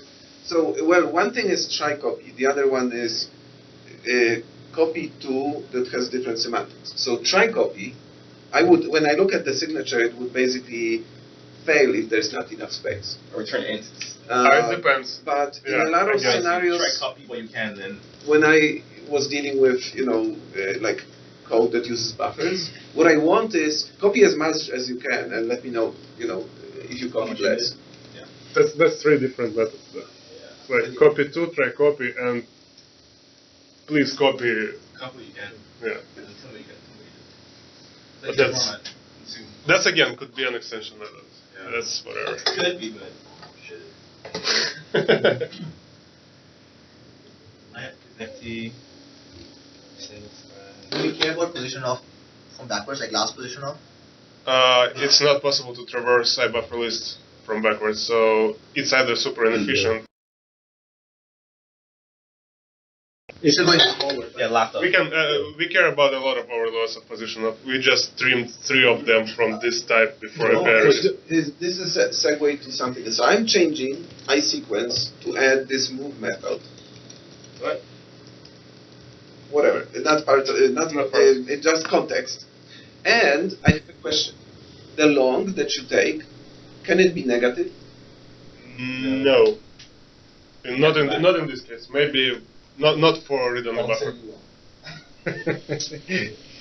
Then it can't be selected. It ends up not being a problem in practice. Yeah, sharply. Okay. Like we allow you not to think much about that. You have a lot of separated buffers, but you gotta know that. Why do you ask? Well, because I was implementing some code and I basically implemented it for like pipelines, and I clearly knew that I cannot work backwards. And then I implemented it on some other types that can work backwards. And I'm like, should the behavior of this method, since it's on any interface, be the same always? But I think it only makes sense. Honestly, negative offsets are cool when they work, but like... What's preventing this from going negative? Because IBufferList has next pointer, not the previous pointer. It's not a doubly linked list. What was the reason why it couldn't be type T? When you said it, It can be. Can be. We just think it's not useful. in real life. But and when you said me, I think if we call it read-only buffer of T, I'll be more. I don't know what to. So calling it only memory segments or whatever. So the only thing I would want to avoid is us having to add read-only buffer of T at some point in the future. Yeah, that would fork everything. I mean, if you, for instance, if you want a memory, at the moment there's sort of a memory acting as string. You might want to be able to build a string builder that's a memory string builder, and this would be sort of a perfect data structure for one of char, for instance. Yeah, and like we have span and memory that were intended to be like super low-level byte primitives, but we made them of T, right? Like we can stick string into them. And string and class do some, you can stick whatever, so why do we limit this one? Okay. That's true. One fun thing is going to be documenting all of the runtime complexity of these methods. That's why we will move them only like O event. Not read-only chained list of buffers. Doesn't change. So when you say off T, like it applies to both, right? Read-only buffer for the IBufferList. Replace overloads or O event regardless. Yeah. So if you generically move these to extension methods? Boom! Extension method, all things. That sounds good. No, I think for these, it's maybe not worth it. It's totally worth it. It sounds perfect. But it is what it is. Just you can build one or two methods. If it's of T, is very strange to have a byte method. Like, what if you create read-only buffer of strings? No, you would just make them a T now, right? Yeah. The position of T. Position of T. Yeah. Okay. He was just saying you make the extension methods now following on to Iron, saying it's not worth it for this. Well, 20 versions of Index. Yeah, like so 15. You have to follow them, right? And we'll have more. We'll have more of those. That's expand. Index of any, last index of any. Once we make it of T, we have to move it out to extension methods because then we cannot do the generic specialization trick. I like that. So I have another dumb question. Say that you call a slice. Say that you have gave up something. You get something back. So say that you have a read-only buffer that consists of 10 segments in the IBufferList. Okay. Now, the IBufferList maintains things like virtual index, correct? When you call slice, do you have to fix up all of those virtual indexes? No, virtual index is from the beginning of the time. Even when you throw away first segments, you keep the same virtual index running. So it's like when you started this linked list, that's when it starts, and when GC collects it, then when virtual index ends. Okay. Yeah, another reason to use. Never add or remove anything in the middle, so. Yeah, you can never add or remove. You can never change anything but the last segment. Partially joke. I said another reason to use ulong for the. So. Why should we use it? Oh, because it can be so the virtual index you cannot go back. Oh, but it's from the beginning of the time. So if you keep appending, you may run out of long. Want to double the amount that we support. Good job, Moroccan Della, with this. Negation, you're fine. Uncheck subtraction. To get more clarification about the constructors that takes IBufferList again. So it takes the start segment and end segment, and start segment and end segment has to be in the same list. Yeah. Right? So. But we said we will hide this. We will try to hide this constructor. Not hide. We would make a dangerous version of it that doesn't work and work in this one. I would say it's useful if you just remove the end segment and have lengths. Then we would have to walk the list, and we don't. Yeah, you would do this during the construction. We want perf though. Yeah, we want perf. It's constructed quite often. Yeah. But this will help like preventing recursive. No. If you build the recursive list, you will still recursively walk it. No, you will be limited to the length. But here's what what I propose that we do. We have a public constructor that does what you say, and it validates. And then we have a dangerous create method that doesn't validate. But how would it prefer? How would it fix the recursive walking? No, the dangerous one would not. You will pass the lengths, which is you are limited with length, even if it's recursive. So it will be end at the length. So it will not be go. If every one of them is length 0, then it's a big end recursive. You can kill it. If you want to circulate, you'd see the virtual. No, but the constructor that basically does what he says would be slow. Yeah. And then we will have a dangerous one that is used by basically. What I know how they constructed the list. It's kind of good, but then we would have preferred for all constructors to lead people to the performance scenarios because it's like a performance primitive, not give them nice overloads that are slow and then real overloads that are not nice. It's not the same issue. I think dangerous faults like stops working if it becomes you kind of have to call the API all the time. But I don't. I think that's You not have to. true. If If your linked list is 3 buffers, it's not a big deal. I mean, I think if it's 1,000, then it's you cannot call it. But if it's 3, you can definitely call it. Maybe, but then when it happens to become 1,000, you just So why wouldn't like the power developers who know what they're doing would just call the one that doesn't validate? Like, why is this? Why is there pushback against this? It's not pushback against this, it's pushback against nice and slow overloads. What would we need? Because people would have to get burned first to find the real ones. Debugger search? So that, how would they get burned? Users can compile. Yeah, it works, but it's slow. It's not as performant, and that's a primitive that was intended to be performant. Then people would, RTFM at that point.